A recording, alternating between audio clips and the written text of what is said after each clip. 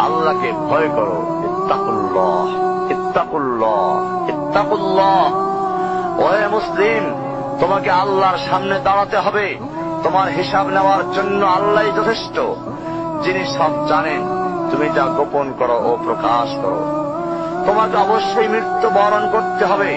যখন তুমি দুনিয়ার সব কিছু ছেড়ে চলে যাবে, শুধু তুমি আখিরাতের জন্য যা সঞ্চয় করেছ তা নিয়ে সাবধান হও তোমার শেষ আমলের ব্যাপারে। তুমি জানো না কখন তোমার শেষ মুহূর্ত। তুমি কি প্রস্তুত মৃত্যুর জন্য? তুমি কি প্রস্তুত কবরের সওয়াল জবাবের জন্য? তুমি কি প্রস্তুত ভয়াবহ কিয়ামতের জন্য, হাসরের ময়দানের জন্য, হিসাব নিকাশের জন্য, আল্লাহকে জবাব দেওয়ার জন্য, মিজানের জন্য?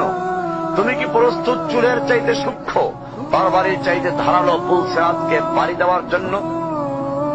ভয়ঙ্কর তুমি জাহান্নামের ভয়ঙ্কর আযাব থেকে আত্মরক্ষার জন্য কাজ করছো তো? যার ইন্ধন মানুষ এবং পাথর, যার আগুন ভয়ঙ্কর উত্তাপ সম্পন্ন কালো বর্ণের, যা হৃদয় পর্যন্ত জ্বালিয়ে দেবে, এমন উত্তপ্ত পানি যা নাড়ি ভুঁড়িকে বের করে দিবে। রয়েছে খাবারের হিসাবে জাক্কুম ও গলিত পুঁজ। জাহান্নাম অসম্ভব গভীর, ভয়াল জায়গা। কঠোর হৃদয় ফেরেশতারা নিযুক্ত, যেখানে শাস্তির মাত্রা বৃদ্ধির জন্য শরীরকে অনেক বড় করে দেওয়া হবে। চামড়াগুলো জ্বলে যাবে, বের হতে চাইবে, বের হতে পারবে না। মৃত্যুকে ডাকবে, মৃত্যু আসবে না। ভয়ঙ্কর শাস্তি যা অনন্তকাল ব্যাপী চলতে থাকবে।